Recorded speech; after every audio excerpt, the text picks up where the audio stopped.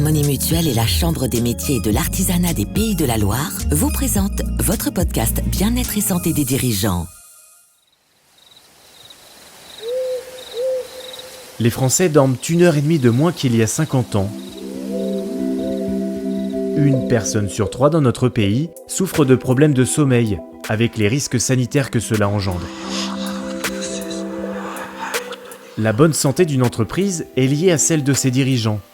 Cela se joue donc aussi la nuit, dans notre lit.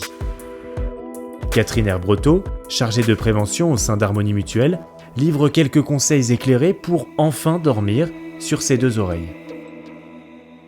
Pour les artisans, l'arrêt brutal et la reprise de l'activité professionnelle liée à la crise sanitaire au printemps 2020 a modifié considérablement leur espace-temps. C'est naturel de vouloir récupérer le temps perdu en sacrifiant du temps personnel. Le piège est de faire l'impasse sur le temps de sommeil. Ce n'est pas une bonne idée. Le sommeil n'est pas une variable d'ajustement. C'est un besoin physiologique quotidien. Tout être humain a besoin d'un temps de récupération, variable en fonction des individus. Le risque pour un dirigeant est d'installer une fatigue chronique et donc de perdre en performance. Au-delà de la quantité, c'est surtout sa qualité qui est à prendre en compte, car votre sommeil doit être réparateur et des comportements individuels liés au mode de vie peuvent être facteurs perturbants. De plus, en tant qu'entrepreneur, des facteurs externes liés à la crise ont pu amplifier vos troubles du sommeil. Difficultés d'endormissement, réveil nocturne, réveil précoce, fatigue au réveil causée en grande partie par des ruminations. Mieux dormir se réapprend et demande une certaine discipline. Les horaires de coucher et de lever doivent être les plus réguliers possibles.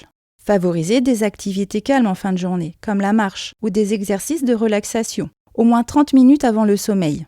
Écoutez vos signaux d'endormissement, bâillements, yeux qui piquent. Si le sommeil n'arrive pas, patientez avec une activité calme comme la lecture.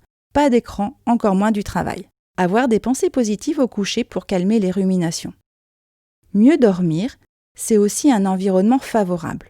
Dormez dans une chambre avec une température de 18 à 20 degrés. Aérez votre chambre 10 minutes 2 fois par jour, surtout le soir.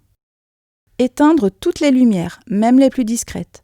La lumière va stopper la fabrication de mélatonine qui est indispensable à la régulation éveil-sommeil. Mieux dormir se prépare. Dans la journée, exposez-vous le plus possible à la lumière. Évitez les excitants, surtout après 15 heures. Café, thé, alcool, vin, tabac. Privilégiez les activités physiques peu intenses après 18 heures. Dîner léger au moins 2 heures avant le coucher.